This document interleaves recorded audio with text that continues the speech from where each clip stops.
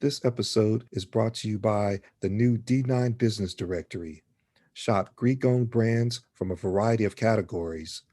And if you're a Greek author or business owner, add your profile today at d9business.com.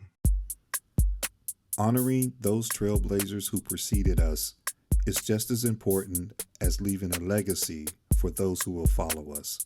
Greekly Speaking is about highlighting Greeks today who are creating positive change for tomorrow. We hope you enjoyed this episode. Welcome to Greekly Speaking. I'm Eric, and joining me for this episode is Emmanuel Cherilien of Alpha Phi Alpha Fraternity Incorporated.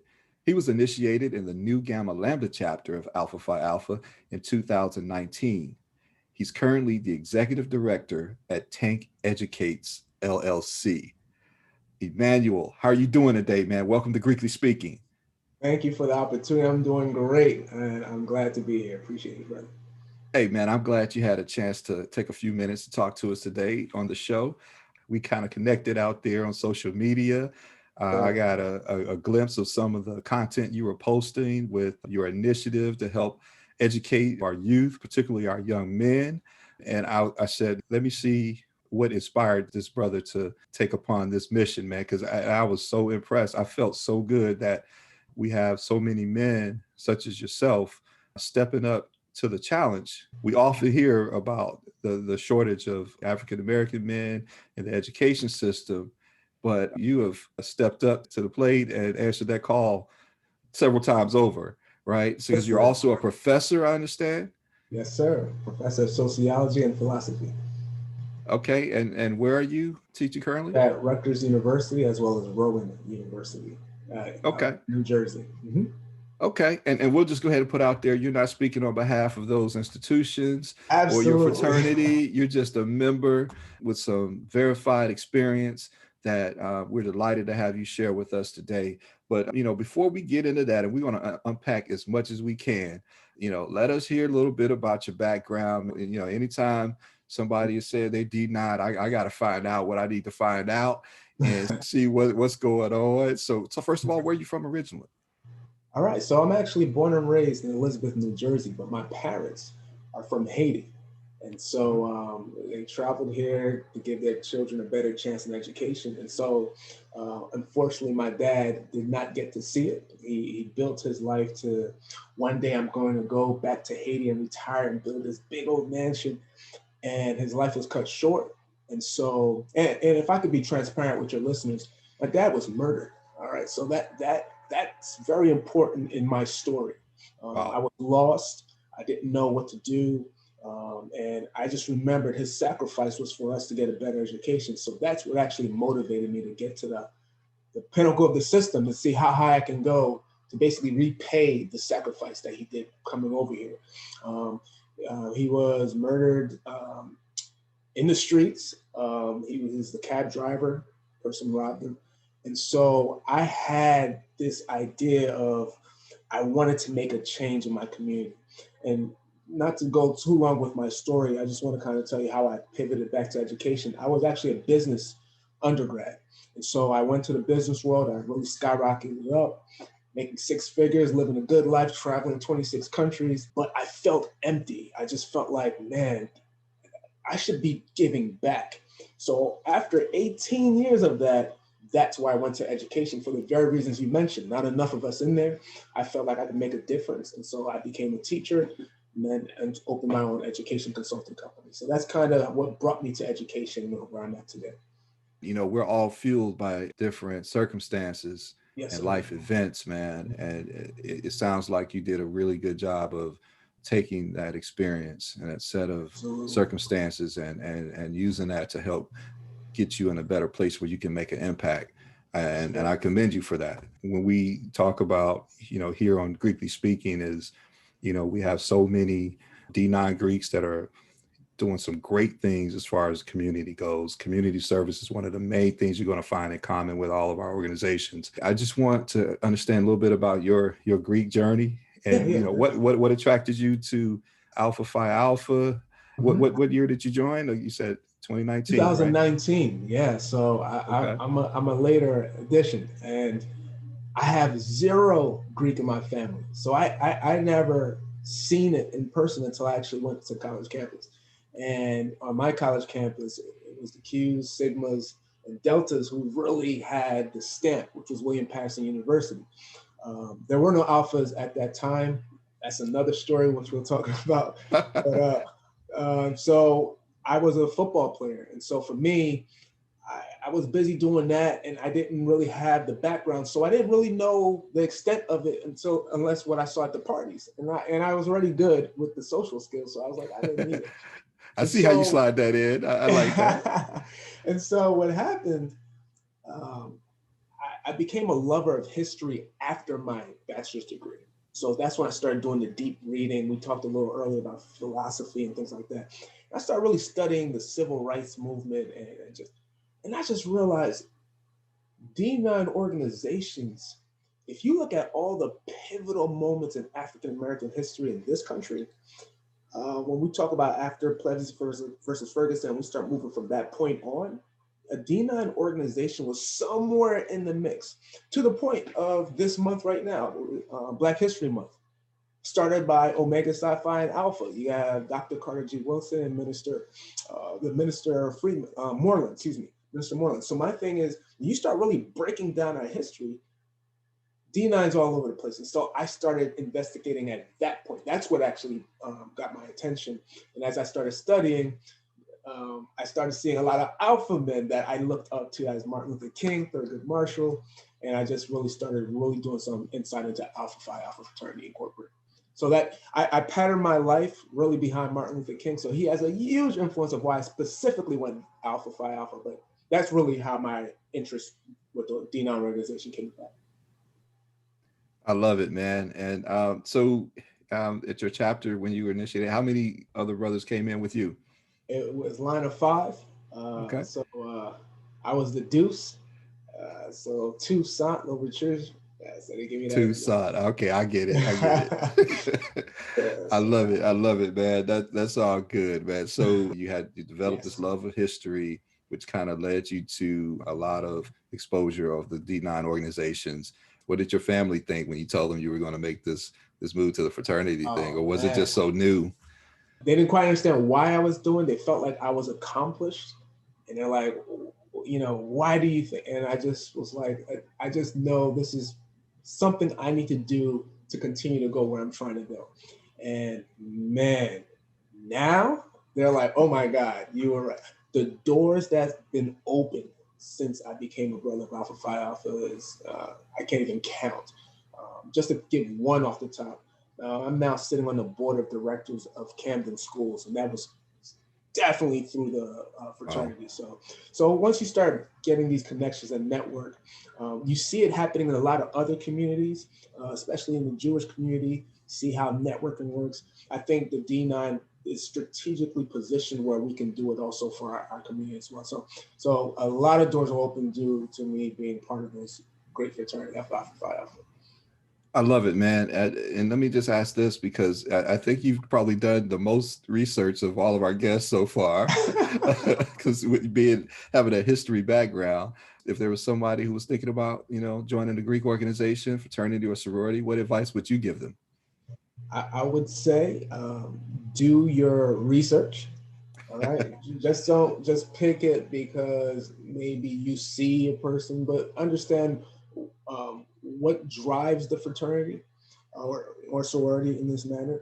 And then really look within yourself to see why you're doing it. If you don't have a strong why, I think you would not make a good person after you cross, but also you would have a hard process at the same time. So it has to be something that comes from deep within that you really want to do.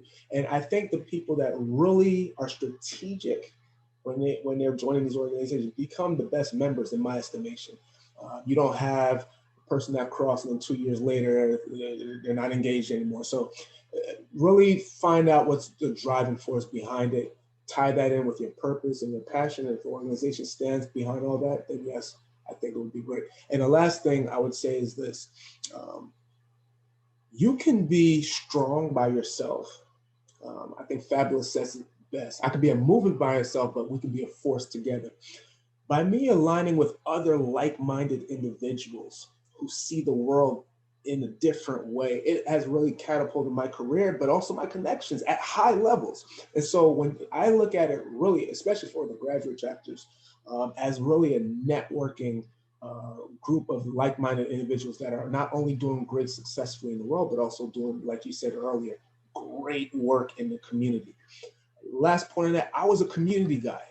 I love doing work in the community, but what I'm able to do now, 10 times stronger because I have a group of men that think the same way and have the same kind of passions. So we're able to multiply what I could have done just by myself. I love it. And I'm glad that you mentioned the Mhm. purpose and the passion, because Yes, that sir. definitely impacts the participation, right? Oh, yeah. And when you engulf that in a network of brothers or sisters that support you, the sky's the limit. And I appreciate you sharing that with us, man. But what I really wanted to talk to you about in Mhm. particular is the work that you're doing with your organization, man. Tank EdDucates. Walk us through how that got started and tell us what that's about. All right, so I'm a man of faith, so I'm gonna tell you, for me, making money was never my main concern in life. It was I wanted to die empty. I want to make sure that everything that God gave me when He created me, that I left it out on the field before I go back home, right? And so I was in a space where I was in a good job, making good money, but I just knew I wasn't tapping into my potential. And so like I told you, I pivoted, left a good, usually people leave jobs that they hate. I actually liked my job, but I just knew I wasn't feeling fulfilled. And so I said, I'm going to pour into the next generation of leaders and people in our community. And that's what drove me to be a teacher. Most teachers have a servant heart, from what I see. It's not a field that pays a ton of money. So if you're in there most of the time because you love the children or you want to make an impact, but there's so much red tape and bureaucracy in teaching now. Most teachers now are not really being creative. You are told how to teach it, what to teach, and so we've lost all creativity. So I said, this is what I'm going to do. I'm going to open my own education consulting company where I'm the boss. I create curriculum. I create what we're going to talk about, and no one can tell me how to do it. And so, along being a professor, I created my consulting company to address systemic things that I see in education, especially with Black and brown boys and girls. What I see, the curriculum doesn't reflect us. So what tends to happen, you have a one size fits all curriculum addressed to a white audience, and they're forcing Black and brown kids to assimilate to that. It doesn't connect with us. We drop out at a higher rate. We're not interested. Our grades plummet. And so I'm trying to argue with my company. There's a reason why our high school graduation rates are lower and we don't go to college as often and we're not engaged. It's the curriculum. It's not the kids. And so now I spend my life work educating principals, teachers, superintendents, about changing the curriculum to diversify it and connect with us. Last point on that is this. Find me a 5-year-old kid, put on a rap song, and yet they can tell me every lyric of the rap song without even studying it. We're very good auditory learners. We're very good with engaging with our bodies and movements, and we're very good with storytelling. So because I know that when I teach in a very narrative, I use a lot of music, videos, very engaging space. And so what I'm trying to articulate with the school systems is that they have to diversify their teaching strategies so that way we're not just catering to one group. So that's what I initially started with. I don't know if you want to ask another question because we now are in another space, which is now the ex-offender space with Tank EdDucates. I love it, man. And you really hit the nail on the head. I experienced that many times and, you know, Mhm. with family members. And I remember addressing a teacher for one of my family members. And I was like, well, I think this person made a comment almost implying that they were underperforming. Yep. And I asked simply, what was the objective of the lesson? Good Well, question. they're learning to write about what they read. And I said, so what do you have them reading? We're on Shakespeare, number dot, dot, dot, dot, dot. I loved it. Um, you could ask any one of those folks any questions about, you know, Michael Jordan or anybody else, and they, to your point, Yep. they could probably give you a 30-minute essay on what's going on. And I just Absolutely. challenged the person to think outside the box. I said, have you asked them what they prefer to write about? Have you Mm, asked them what they had to deal with? there we Have you go. asked them, have you ever thought about developing any variances to this curriculum so that you can still hit your target Absolutely. while coming up with innovative ways to hit your students? Nailed it. And they couldn't answer the question because this person was fresh out of grad school, Mm, out of that system that you just spoke about, that's that's feeding a certain way of teaching, which absolutely. implies that there's only one way of learning. Mm. And we're not going to get on that right now Well, I because say, that's, come on, Professor. you striking a nerve. And Yes, but sir. I think 2021 is the time for those reactions to continue. Let's see Absolutely. if we can take that momentum and move on. But once you change the youth, and once you fuel the minds and provide a glimpse of the opportunities that are available, you might have people trying to reach these goals. And Absolutely. if that happens, man, we're gonna have to get rid of that Tank EdDucates dude. What's going on, man? So what are you doing in particular with the young, with our young man, man? Yeah. So And what feedback have you heard? what I also do, besides actually, this would tie in with Alpha Phi Alpha. I've partnered with them where we're now doing a mentoring program, free mentoring program, and we're teaching life skills and teaching things that can help them succeed and reach their goals. One of the things that I also push with school systems is that we got to stop pushing college is the only way in these communities. And I'm saying that to say there are other ways to be successful. For example, trade. There's a ton of money to be in trade. And not only that, with trade, trade gives you actual tangible skills. Today, we have so many college educated PhD people that don't know how to change their tire, don't know how to do basic fundamental life skills, is because we've lost the skill in education. Right now, it's all book knowledge. And so I also push entrepreneurship. So I'm trying to say, let's give our children multiple ways to be successful and not just this one route, which is the higher education route. Besides the mentoring and the curriculum, what I'm also doing with our young youth is that I'm showing them tangible ways, life skills, like I said, to be successful besides the book knowledge. I also want to talk about something that I'm spending a lot of time with, is the school to prison pipeline. Very Mm. famous tagline, but what's happening, scores of our children, because they're not engaged, drop out. Now the options available to them are very limited, and then they start falling into traps in the systemic streets that we lead.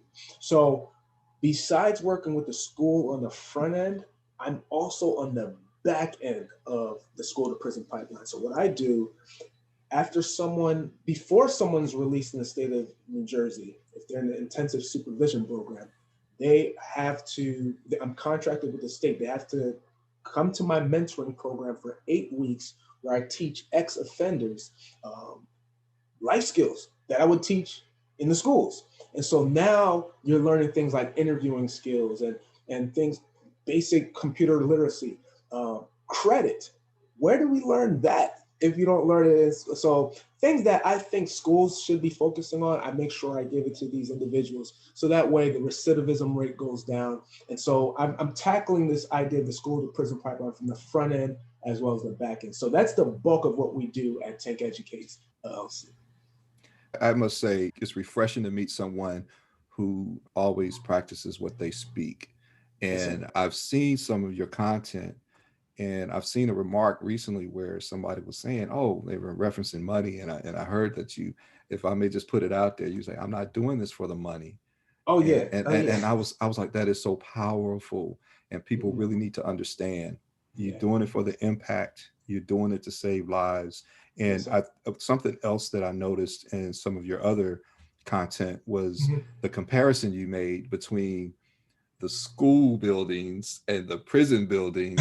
And I'm like, this brother has been thinking, like, Yeah. I don't want Yeah. to say way too much, but he is right on point with these Yeah. comparisons and talking about, maybe spend a second talking about how those institutions are so similar.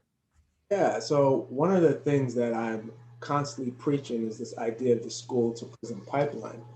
And I usually get pushback from the educators to say, oh, you're going too far with this. And I say, okay, look at the parallels between education system, especially minority dominated spaces. You know, sometimes if I go to like a high minority school, sometimes I see bars outside of the windows. I don't know if you ever seen that in the hood, Yeah. but yeah, Well, so south side of Chicago. Yeah. Yeah. all right, so I'm trying to say a lot of the parallels, police officers, metal detectors as you walk in, this idea that you have to put identification number on, just like we do with our inmates. You're no longer Matthew, you're number 1672. Standing online, the bell rings, you go to eat at a certain time, you play at recess at a certain time. It's almost like you are being trained to operate in a space when you leave here. And one of the things that I'm trying to say is that if you look at affluent areas in their educational space, I moved my kids to a very affluent area, a very good school system. By by third grade, second grade, my daughter could stand up and just walk out the classroom without raising her hand and say, I'm going to the bathroom. It's just such an emphasis on creative thinking and decision making. And in the other context that I just talked about, such an emphasis on obedience and Authority. authority and following rules that by the time one graduates in 12th grade in that first context, you are subservient, you are a yes sir, yes ma'am, and you're looking for direction. And then the other student is a free thinker and a critical thinker. So what I tell students is one context, in the minority context, you're trying to teach these kids how to be good employees. And in the other context, you're trying to teach them how to be a good boss. And so what I'm trying to get educationists to say is we need to level the playing field that both students are being taught the same messages, and it doesn't matter the color of your skin or the socioeconomic status. Well stated, man. I think you definitely have your finger on the pulse of the community, man. And you could replace that zip code with any zip code in some of these urban areas. And I challenge anyone to see anything different than what you point out. And again, I just want to commend you for having the wherewithal to form an organization that can actually challenge these issues in a formal way, right? And engaging with the state. And what I like about your story is that you're a living example of how a professional business can be established and how young men can say, oh, wow, I didn't know you can do that. I see now an example of how I can potentially make a similar impact. And that's Absolutely. powerful, man. It's the imagery. Yeah. I was talking with some of my fraternity brothers last night, as a matter of fact, and we were talking about the power of imagery in the school system. Oh, yeah, one of my teachers, Mr. So and so, he always wore a suit. He was real, these are the images that we need to see. So I can't thank you enough for providing one more positive image, man. And we're going to do whatever we can to try to help support you. For our listeners out there that might want to learn more, where can they go? They can go to www.tank, Tank, educates with two D's, EDDUCATES.com to see the scope of my work and see what I'm doing. I'm working with school systems. I'm working with ex-offenders. I'm actually now working on a contract to start training police officers in the community. Because I feel like, if I really want to make change, I can't just focus on the schools. There's a systemic problem with the community policing that's happening. And so, Really?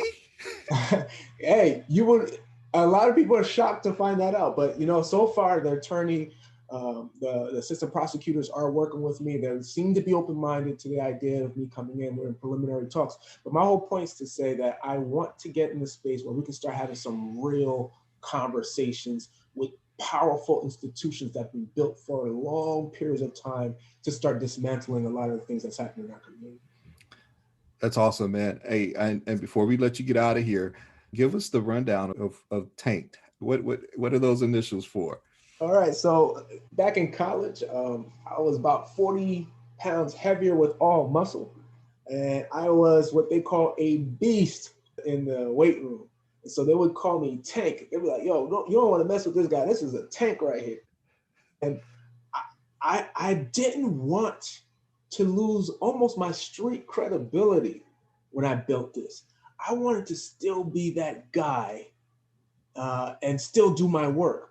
So I said, I'm going to use my street name, make it an acronym, which TANK becomes Teaching, Advocacy, Necessary Knowledge, and use my street name in a corporate setting. And so it gives me great joy when I could still use the same name I've navigated in Elizabeth, New Jersey in the highest places today. And so that's where the name Tank comes from. Educates, EDD. I have a doctor of education, so that's what the EDD stands for. And so I'm still that guy. And so what I tell people usually, I'm still that ashy Haitian kid, but now I just put a couple of letters behind my name. Dr. Emmanuel Cherilien, Yes, Tank EdDucates. Yes, sir. Thank you so much for joining us on Greekly Speaking and educating us with some of the things we should be focusing on in 2021 and beyond, man. We wish you nothing but the best of success, and let us know if we can do anything to help promote you or your causes, okay? Appreciate the opportunity. Thank you for having me.